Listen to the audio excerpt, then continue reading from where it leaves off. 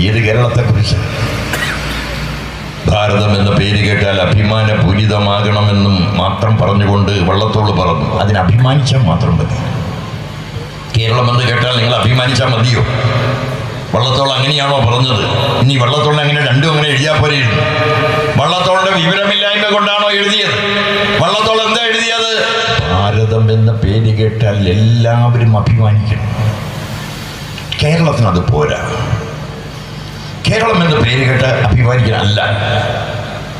എന്ത് വേണം? തിളയ്ക്കണം ചോര നമുക്ക് ഞരമ്പുകളിൽ. അഭിമാനം മാത്രം പോരാ, തിളയ്ക്കണം. ഈ കാസർഗോഡ് മുതൽ കന്യാകുമാരി വരെ നീണ്ടു നിൽക്കുന്ന, അങ്ങോട്ട് നോക്കൂ, ചുവപ്പ്, വെളുപ്പ്, പച്ച എന്നീ നിറങ്ങൾ ഇടകലർന്നോരമ്പരാന്തം എന്ന് കവി പാടിയ ഈ കേരളമുണ്ടല്ലോ. ഈ കേരളത്തെ കുറിച്ച് നിങ്ങൾ